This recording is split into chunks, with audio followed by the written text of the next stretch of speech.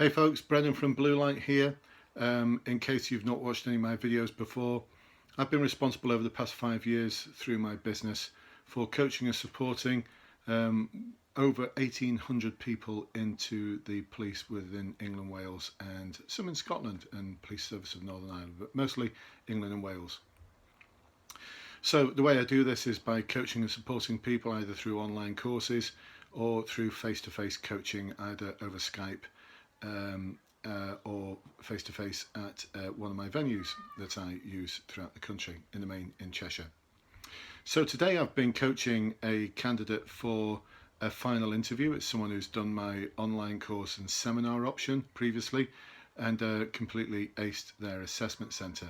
Now the assessment centre is a bit of a game, but what I'm going to tell you now in preparation for your final interview is equally as applicable to the assessment centre. It's just that you might have to deliver it in a slightly different way. So one of the things I talk about for my coaching for the final interview is you've got to be your real authentic self. Unlike the assessment centre where you can get away with game playing a little bit, you can't, well, game playing a lot actually, you can't game play the final interview. Or for some forces they actually have their force interview before the assessment centre. This is something you can't game play. You've got to be your real authentic self. No buzzwords allowed. Don't be doing all of that competency speak stuff because it's going to get you nowhere. Because the people interviewing you are like me. When I say like me, for most of my career as an operational police officer, I retired at the rank of inspector, spent the last 12 years of my service as an inspector in Greater Manchester Police. And the one thing I had no tolerance for at all was people using buzzwords and competency speak. Because one of the things I'd be looking at them thinking is, will you fit in with my team? Are you going to be a good fit at my police station? Or are my officers going to refuse to work with you? Because in the words of one recruitment officer I've heard from one force, you're a bit of a tool. Now I'm not quite sure how appropriate that phrase is, but it kind of sums it up a little bit. If they look at you and listen to you and think there's absolutely no way they're going to fit in this police station, they're going to make a bit of a subjective decision whilst they're interviewing you, and the question they're going to ask is, would I have this person on my team? If the answer is no, then they're going to find a way to fail you in a very ethical and legal way, because there's someone from HR going to be on the final interview to make sure they play nicely. Now, if they really want you and they think, I could really see this person fitting in, but they're just not interviewing well, they'll probably go that extra mile to ask you the sort of questions that are going to tease information out of you to enable you to provide a really good structured answer that's going to enable them to score you high enough to be able to say, yes, this person is suitable. Now, some of you might be thinking this is unfair, and some of you might be thinking, surely they don't consciously think that. I don't think they consciously think it. Well, actually, sometimes I think they do. I remember interviewing one person for an interview for a post in somewhere, I won't say where it is, and he walked in with his shirt hanging out, he'd not shaved, his hair was all over the place, didn't look like he'd ironed his shirt or trousers, his shoes were in absolute disgrace, and he wiped his hand across his nose like that and then went to shake my hand.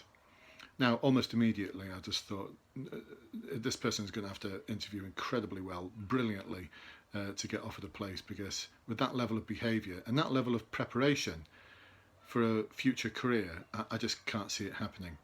Fortunately, he interviewed dreadfully, and I didn't have to think twice, really. He just failed.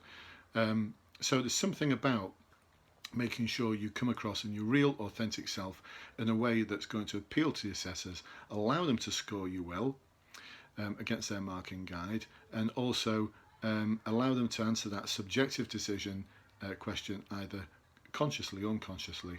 Would I work with this person? Would my officers work with this person?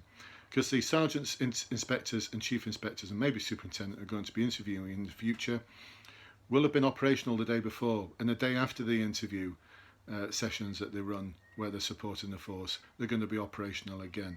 Most forces use operational officers, and I think it's for that precise reason as well.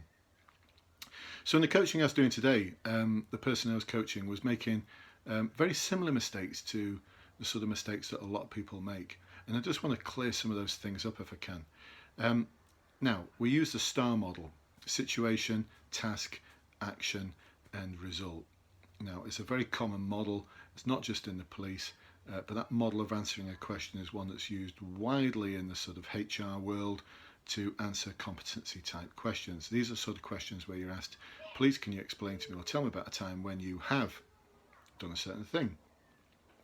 So just to give you an example of what those questions might be like, on one of my blogs, which is called Final Interview, It's No Longer a Game, I'll put a link to it below. So whether you're watching this on Facebook or YouTube, there's a link below. I ask a couple of questions, you to prepare for a couple of questions. I'll just read them out for you.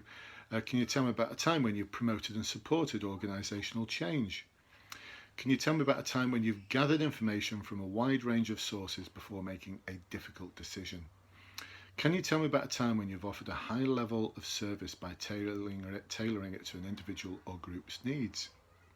Can you tell me about a time when you've worked in partnership with others to solve a problem? Can you tell me about a time when you've had to diffuse a conflict situation? And can you tell me about a time when you've challenged inappropriate or unacceptable behaviour? Yeah, exactly. Quite a few of my clients look at those questions and go, oh my goodness, I didn't know they were going to be that complicated. But the thing is, they're not complicated. And if you're going to say, well, I've not got examples of any of those things, well, you need to have a bit of rethink about, is the police the right job for you? Or have you done enough preparation in terms of volunteering, getting stuck in your community, or pushing yourself in the workplace to be to do what I say is 120% without being asked to do so? So I'm going to deal with the first two of those in this session, because this is going to go on YouTube and Facebook for anyone to watch. And I'm going to do another session which almost selfishly, but hey, this is honestly, folks, this is how I make a living. I coach and support people, so I'm not going to give too much stuff away. If you want to find out a little bit more, it's just a teaser, if you like. I'm upfront about this. This is a teaser. If you want to know more, you can join one of my courses. Or get some coaching from me. But I'm just going to look at the first two parts of the STAR model, and then the second video is going to go on my online course, and it's going to look at the action result. Actually, did I say three bits? Because we call it the STAR model. I don't like it the STAR model. I call it the STAARL model. Actually, more of that in a moment. I don't even call it the STAARL model. I'm now sort of renaming it the SAARL model. More of that in a moment. So the end bit, the key bit, is the learning. And this isn't the learning as in, I learned the power of open questions. It needs to be a little bit more thorough and structured than that, but more about that later in the second video. So, situation and task. I'd like to refresh the STAR model and call it the SAAR model. So that stands for situation, aim, action and result. And this will become clear as I explain these first two stages.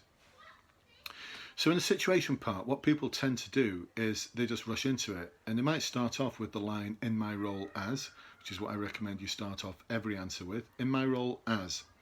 And then just kind of skip over it.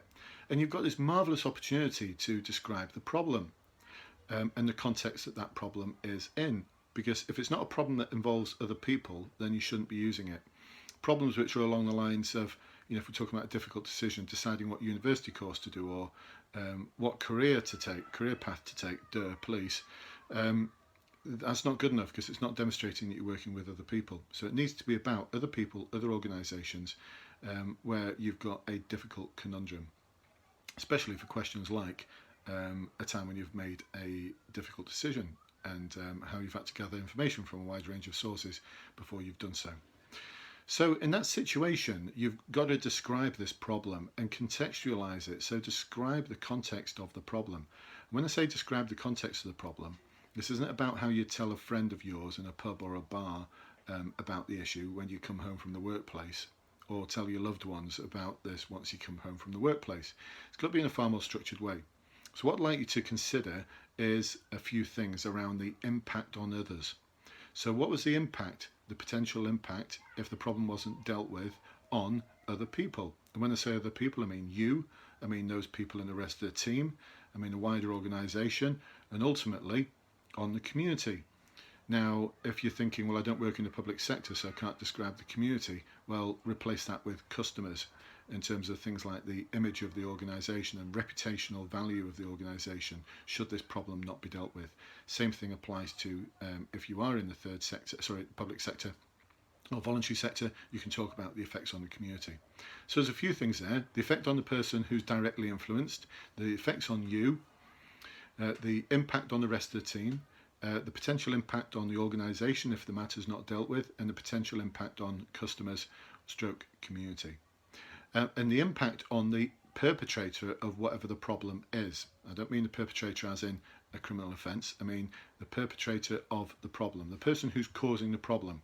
What's the impact going to be on them if the problem isn't dealt with? And for that, you could look at things like they're going to believe that their problematic behaviour is acceptable and they're going to keep on doing it.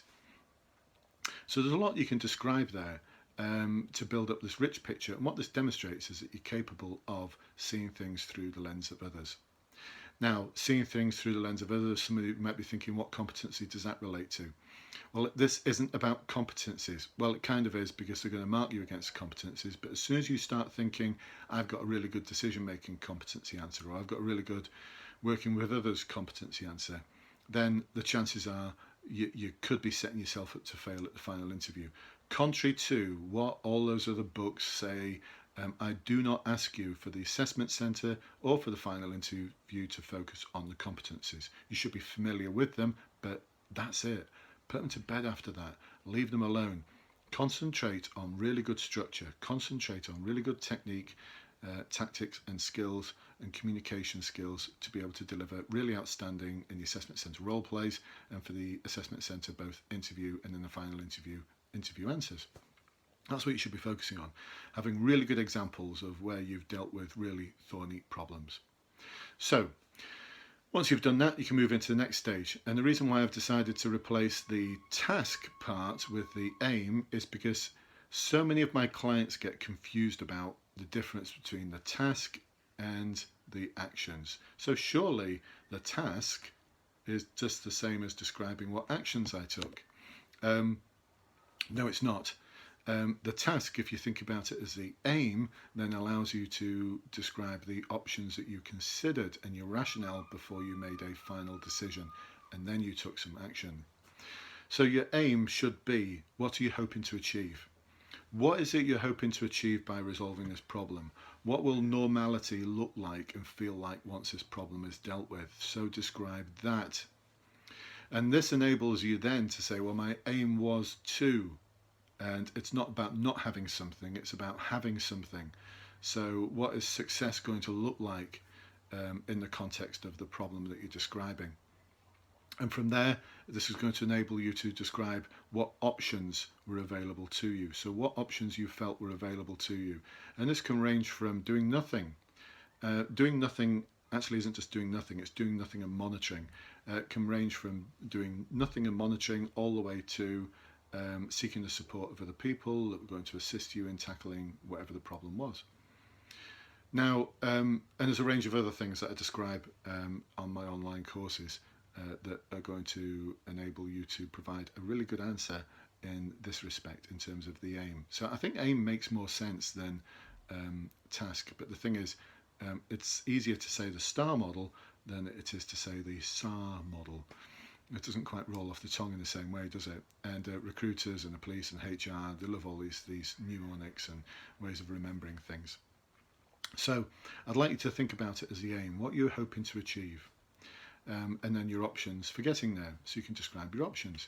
And then from there, you can describe your rationale for choosing the option that you did. So there you go, folks. I hope that makes sense to you. There's a lot to this, and every time I've coached hundreds of people, I mean really, honestly, hundreds and hundreds and hundreds of people for the final interviews, for the assessment centres. Actually, when I say hundreds, I mean more than that. It's probably getting on for about 2,000 now. Think about it, probably about getting on for 2% of all the police in the country came through Blue Light and came through various forms of coaching and support from me. So not a bad track record there, but consistently what people are missing out on are these things. And if you get this right and you can describe your answers in the context of forming a rich picture for the situation, your aim and the options, and then your rationale for the decision you made. And then you start describing your actions. More about that in the second video, because there's a lot more to describing your actions. I'll give you a clue.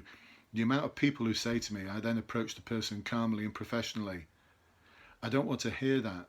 I want to hear something a little bit more, because calmly and professionally, I'm sorry, as an assessor, as an interviewer, means absolutely nothing to me. So then there's a result part, and there's how to paint the picture of what the result is. And then the really important part in my new SAARL model is the learning. And this isn't about saying something corny like, I discovered the power of open questions. I discovered that I need to really listen to people. No, nonsense. We want some really good, hard-edged, real-life learning. So there's a way you can present that as well. And it means you're going to have to really think about those things that you've done in your life so far. It's within everyone. So when I coach people, I don't tell them to say things that aren't true. I tease out of them those things that they've actually done, and I just get them to sort of configure those things into the context and the structure of the sort of answer that they're looking for at the final interview. So if you've got any questions about this, if you're watching this on YouTube, just below, ask the questions. They always say subscribe, so subscribe to my YouTube channel and you'll get an automatic notification of when I present to you another, I hope, helpful video. If you're watching this on Facebook, then please put a comment below if you'd like to ask any questions, or like this video. Always helps if you do that, apparently. Blue light and Facebook what am I trying to say here? Facebook likes you to like blue light. That's what I'm trying to say. Got it all the wrong way around. And if you've got any comments or questions, please do ask. And if you'd like to join my secret Facebook police recruitment support group, then please do let me know. Interestingly, I've got another support group within that now, which is the Blue Light Clients Only secret Facebook group. So there's about 100 people on that, and I'm adding to it every day for people who are current clients or past clients saying, hey, I'd like to be part of that too. And there you can talk a little bit more freely about my online courses, the contents of, and giving each other advice and support, and every now and then I'll chip in. For the police recruitment support group, there's over 750 people on that now, and they're all really supportive of each other, and I will offer people advice and guidance there. But for obvious reasons, I'm not going to give away too much of my online courses. One, because this is how I make a living, and two, because other people have paid for it. So, you know, why should I give it all away? There you go. Terrible sales pitch, I know. But I tell you what, I'll catch up with you on the next video. And if you'd like me to publish a video on a particular subject, please do let me know. I'll see you on the next one. Bye-bye for now.